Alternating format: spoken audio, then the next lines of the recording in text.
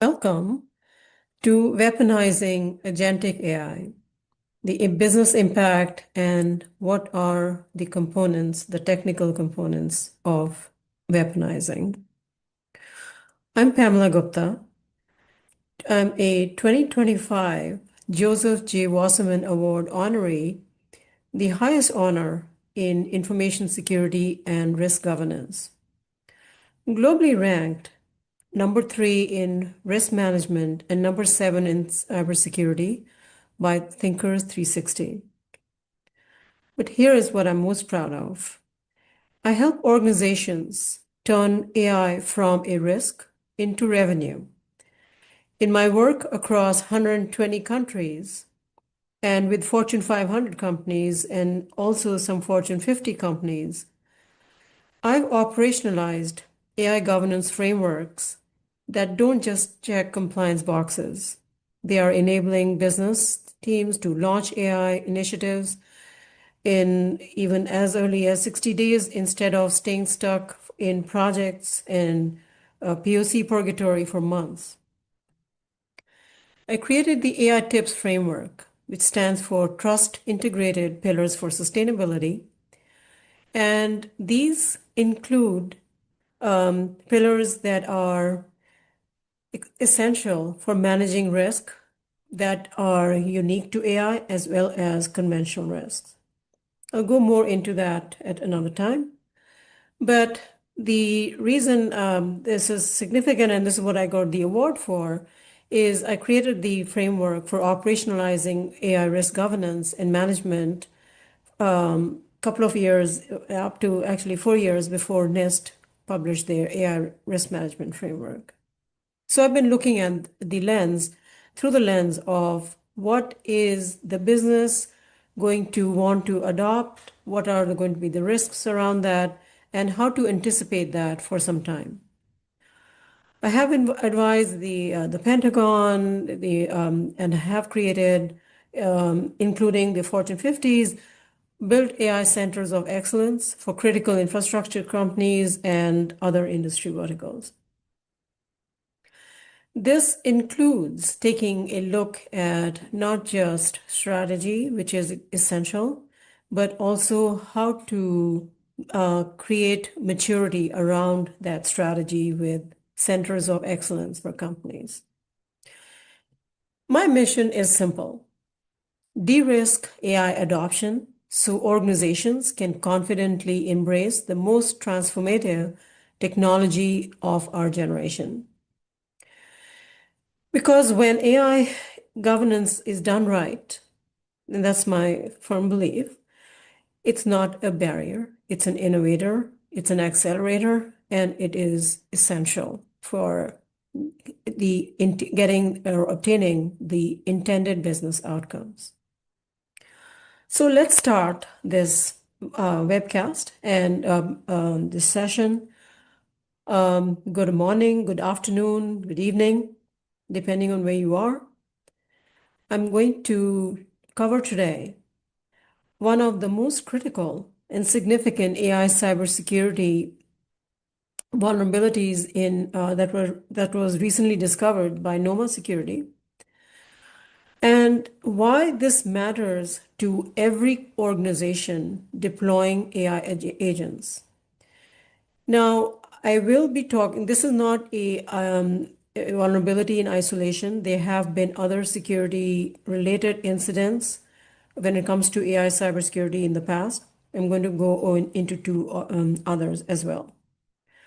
The one that I'm going to start off with is called ForcedLeak. And the reason I want to start off with this is for a number of reasons that will become very clear in the next couple of slides. But the foremost one is that this is a critical severity.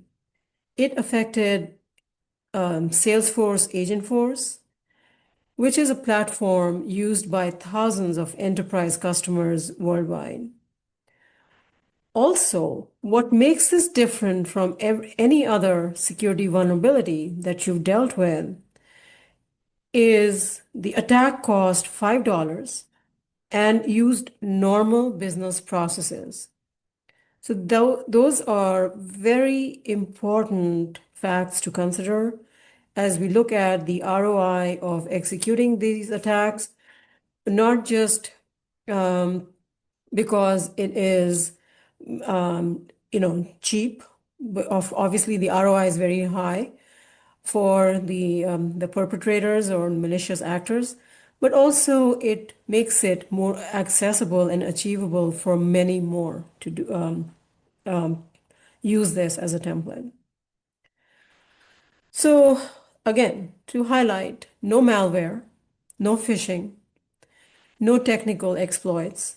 And by the end of this presentation, you'll understand exactly how this attack works, why traditional security controls failed, and most importantly, what you need to do to protect your organization.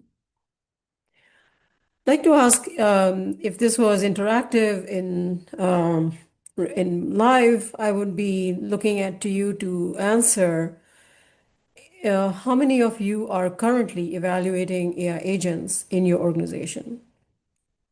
Let's just keep that in mind as we go through this. So, before we dive into the technical details, let's talk about why you should care. This isn't just a technical problem, it is a very significant business risk. If you are in the financial space, the risk level is critical.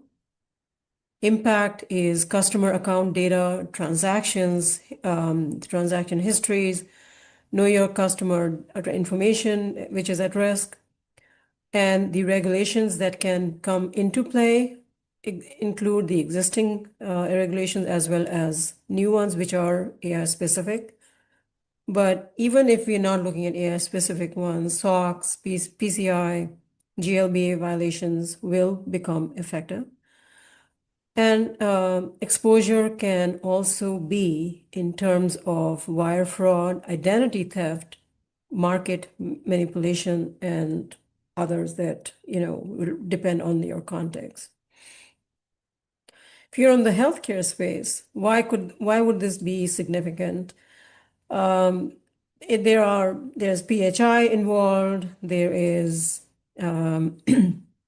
exposure of patient records, treatment data, and then there's regulations that will come into effect, which will be extremely important, such as HIPAA, which can go up, as you know, from 50,000 K to 1.5 million per violation.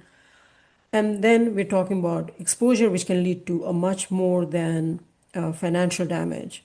Okay, and that can be across stakeholders, as well as for customers. For technology and SaaS, risk level would be high, so slightly lower than for financial and healthcare, but the impact, as you can tell, is going to be across customers, across products, etc. So let's take a look at what we are going to be covering today. And also, I mentioned that the ForcedLeak vulnerability and reporting of that is not in isolation. So just last month, there was a single AI chatbot breach at a company called SalesLoft, which exposed data from over 700 companies. These include Palo Alto, some high profile security companies such as Palo Alto, Cloudflare, Zscaler. And the reason there's 700, I'm talking about three, is because these are security companies which are selling security solutions, which were compromised through an AI agent. So if it can happen to them, it can happen to you. So let's see what else I'm going to be looking at. One of the, so I talked about the Salesforce Agentforce case. And what I'm going to do is do a deeper dive into the ForcedLeak vulnerability and its significance. Fact that it is not isolated, right? Covered that. Also, there was a finding from IBM that 97% of breached organizations lack AI access controls. So all of these are really important things to look at and consider. Also, Anthropic documented an agentic AI weaponization that was used for autonomous attacks. Um, I won't have time to go into depth into the Anthropic use case here or the ones from sales law of drift, but let's go deeper into the ForcedLeak vulnerability.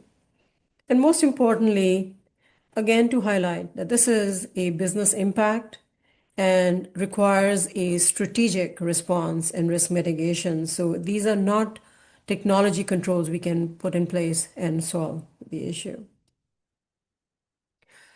So understanding the force leak vulnerability, which is a critical security flaw, as I mentioned, in Salesforce Agentforce, AI, and why it matters. Now, one thing I want to point out is that it was responsibly disclosed, the vulnerability, and it has been fixed. And I mentioned Noma Security had released this vulnerability, had discovered it, or contacted Salesforce, and it was fixed. But one thing I do also want to point out, this won't be the only vulnerability that will, of this scale or of this nature.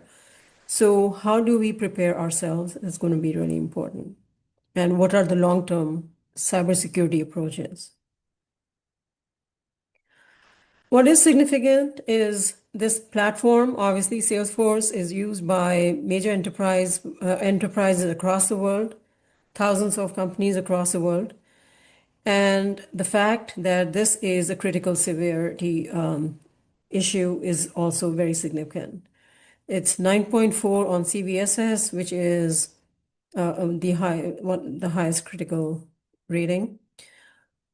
What it allows for is unauthorized data extraction, and the vulnerability enables attackers to extract business data without authorization.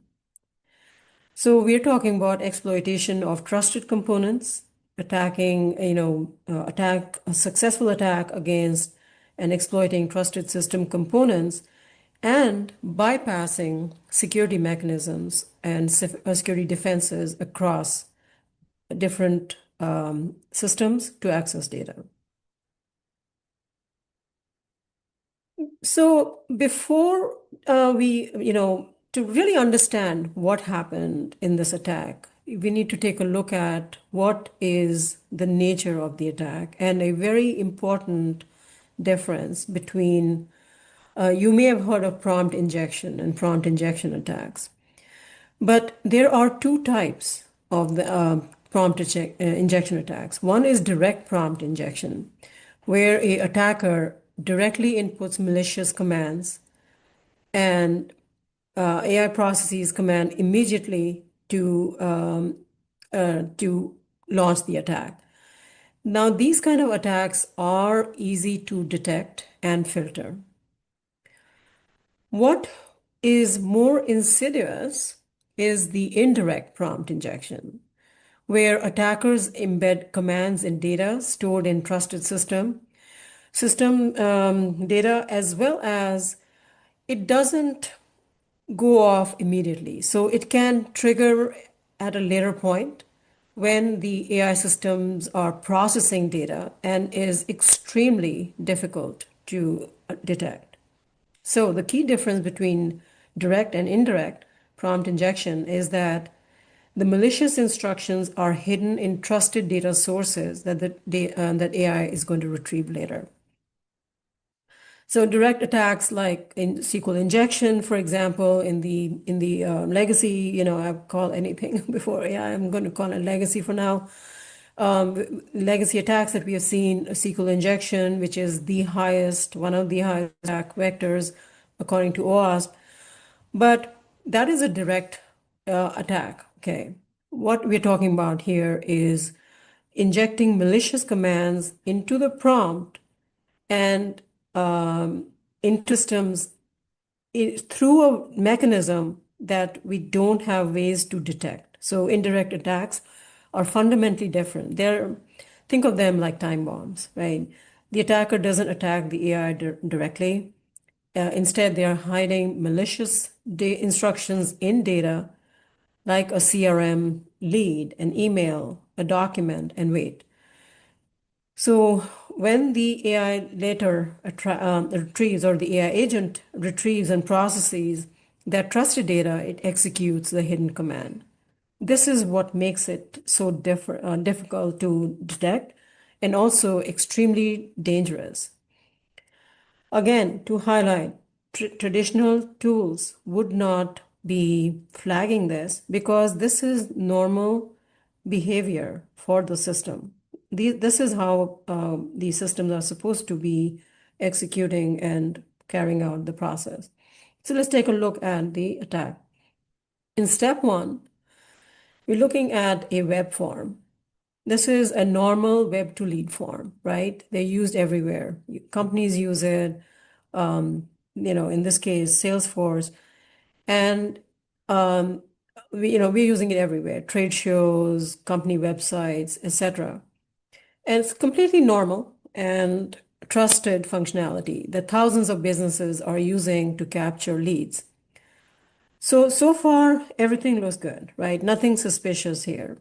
Just a potential customer filling out a contact form, and the attack starts with something that looks 100% legitimate. So it's the name, company, etc., etc. Now, what is happening here, though? Where is the attack potential coming in, and where is the attack vulnerability being exploited? Is in the message field, which has a 42K limit, and where the perpetrator put in "hi, interested in services," which is very normal. But hidden, they enclosed all instructions that are asking for basically sensitive data, such as how many leads, what are the email addresses, and then encode them properly to generate an image tag that will then be exfiltrating the data, will be sending it out of the company. The key point here is these instructions are not going to be executed immediately, and they're going to sit dormant in the CRM, like I mentioned, like something that's going to be triggered, like something like a time bomb, waiting for in normal access to the AI to for a valid, legitimate request, and that's when this will trigger. The attack cost also here, as you can tell, is going to be nothing, right? There is no cost for filling out a form on your website, just filling out public form. So next, what happens is the payload now is going into the CRM database, into the Salesforce database, and it looks like any other lead, right? There's nothing suspicious about it. There's no command in there that says, like a prompt injection attack, which says, what is your sensitive data, or give me something that is, ignore your guardrails, etc. There's no obvious anything for it to be detected. It's just text in a database. So the simplicity and the how innocuous it is what makes it so dangerous, because what is going to flag it, right? There's no firewall that's going to kick in. There's no AV and antivirus, nothing, no DLP scan, that's going to be catching this. So it's sitting there in the CRM database, could sit there for a long time until the next step, which is now the employee comes in and queries the AI agent and says, hey, can you check the lead with the name Alice Bob and respond to their questions? Make sure to answer everything they ask and draft an email response. So this is the trigger moment, okay? And employees doing something completely normal, telling the agent to execute the functionality, which is to get the information. They're just doing their job. Everything is normal flow. Okay, this is how the process is supposed to execute. And again, the simplicity and the is the makes it what more powerful and more sophisticated because there's no flags going off here. So nobody knows, including the employee executing this instruction, that there's something that is going to be leading to an attack. So what AI is seeing is the employee instruction, check the lead data, give the email, etc. But what they should not see, AI should not be seeing, is the customer question, which is it should be getting ignored.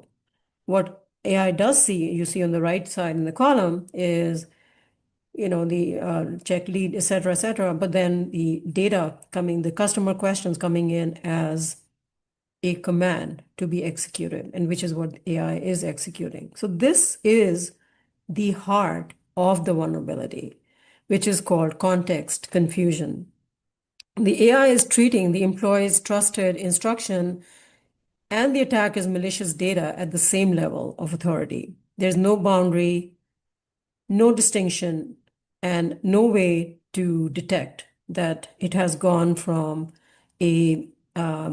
from data to being a command. So there's basically data coming from an untrusted source, and it is malicious.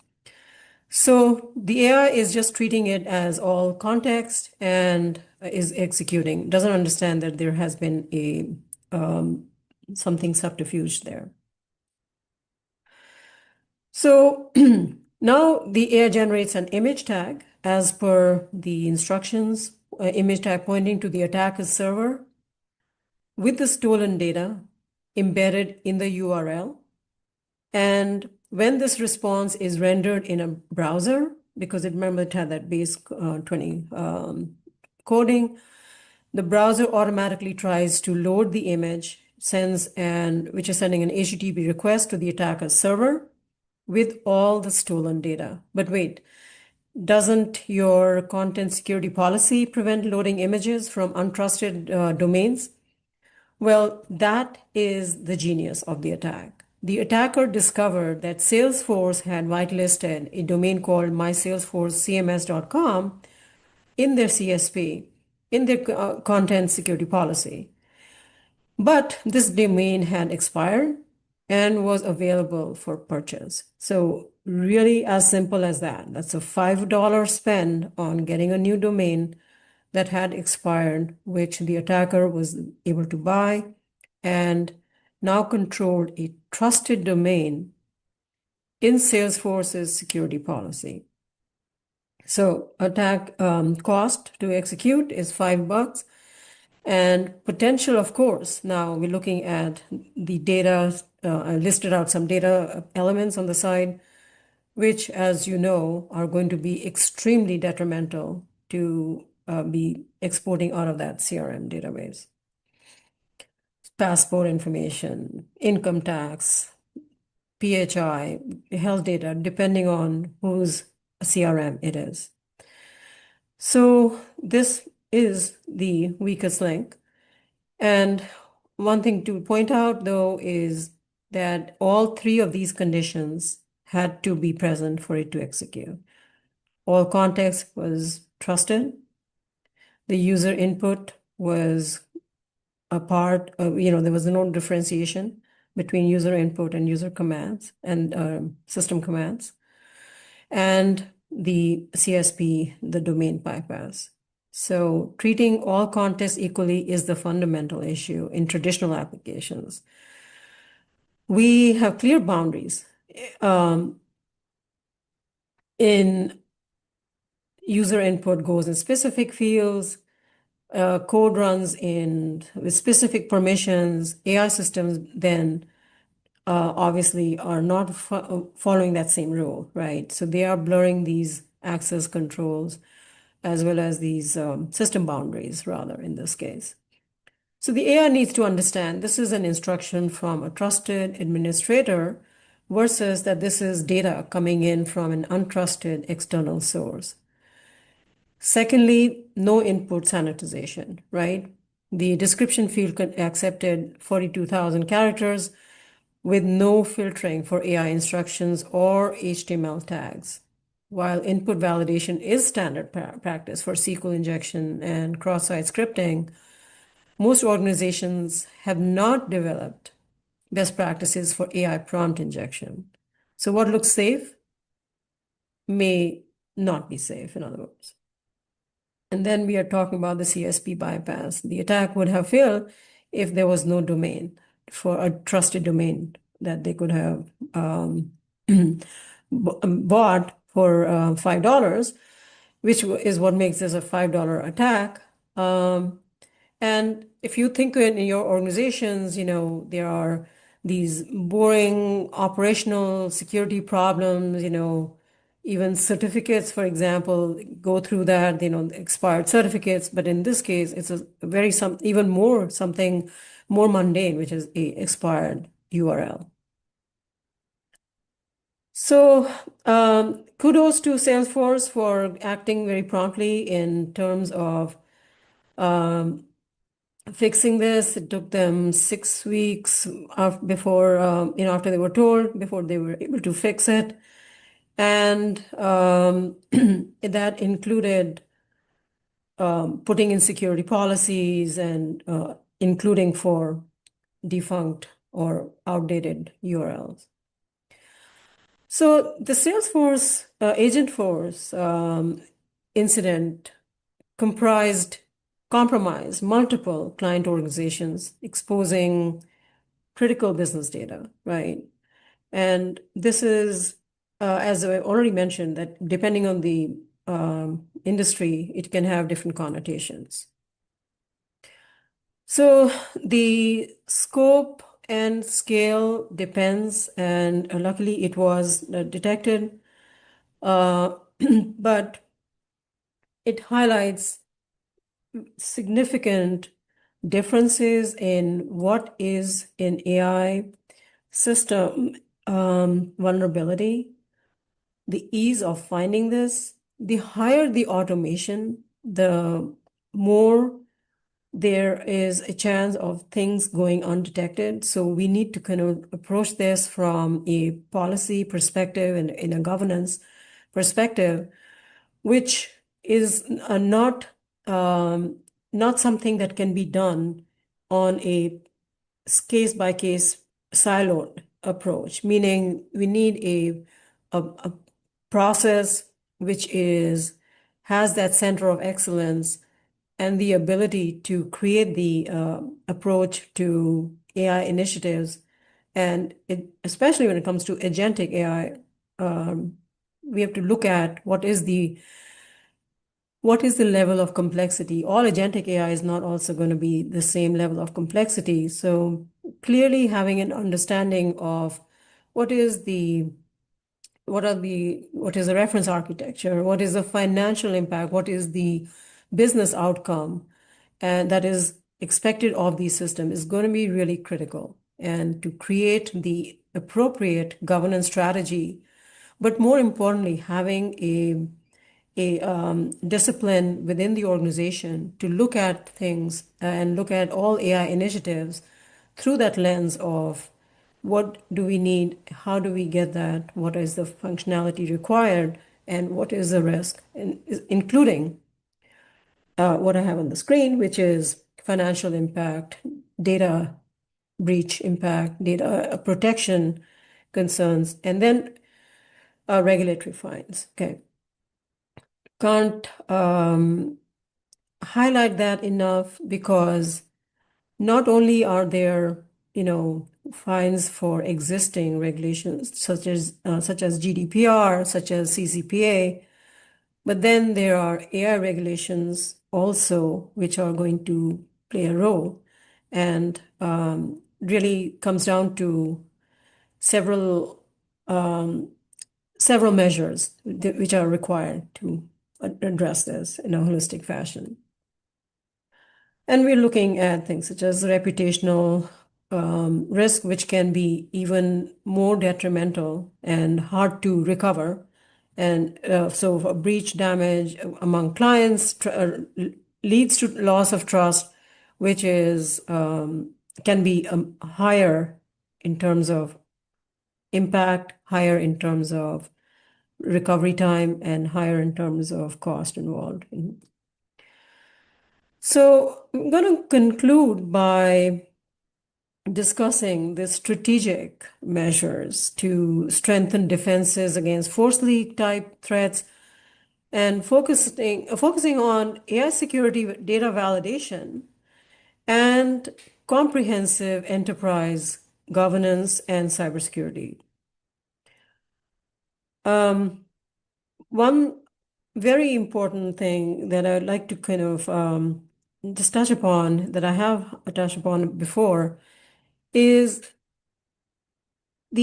as the autonomy and as agentic AI becomes more and more sophisticated and more autonomous and has a higher complexity, we have to remember complexity is the enemy of security, right? So if we have higher complexity and in building out these systems, giving them more autonomy without having the right process flows with human in the loop is important, but which human in the loop? And also recognizing that there is going to be so much data that having a human in the loop is not enough. So how do you position that the human in the loop to be effective, right? So enhancing AI agent security involves implementing strict access controls, right? Continuous monitoring, robust testing. So these are at the technical level, but we need to have that maturity and that AI governance process in place. So key takeaways. AI agents present fundamentally different attack surfaces than traditional applications. And indirect prompt injection, as I mentioned earlier, I went into detail, can turn trusted data into attack vectors. Context boundaries are critical. Defense in depth matters. Low-cost attacks can have million-dollar impact. So, conclusion. Threat significance of these attacks, such as the ones we talked about, the Salesforce drift, the ForcedLeak, etc., represent a significant threat requiring proactive strategies. And I will cover a board level session with Chris Hetner in a separate podcast or a webcast on what are some of the questions that leadership would be looking at on what is their role in mitigating and preventing and addressing the risks for their organizations. And one of the first question is, what is our attack AI service? Do we understand that at a systemic level, right? Again, it will be based on use cases, but how do we have the provisions in place to have a mature governance program to that has not only has the processes laid out, but has the right stakeholders and the right approach to systematically look at it and are assessing our risk for AI initiatives. From a technical perspective, comprehending technical aspects of not just this particular vulnerability, but understanding that AI agents come with their own level of complexity and as they get more complex, where to put them as a part of an automated decision making, orchestration, and calling, other frameworks of, agent to agent. I haven't even gone into those kind of details, but those kind of details, as in terms of the technical frameworks and the protocols involved, they're going to be very important too. So, if we look talking about MCP, for example, it comes with its own level of uh, vulnerabilities. For example, MCP servers by default do not have authentication on them, so anybody can call a process or can generate a call. So those are the kind of technical understanding that we will have to have in place to really make sure that the outcomes are successful. And I will leave you with the question that, are you prepared, right? Have you reviewed your AI adoption plan across business use cases? So with that, I'm going to stop the for today. I invite you to reach out to me if you have any questions, if you would like to um, have in any of these areas, if you have a question, please reach out to me and we can have a conversation. Okay, thank you.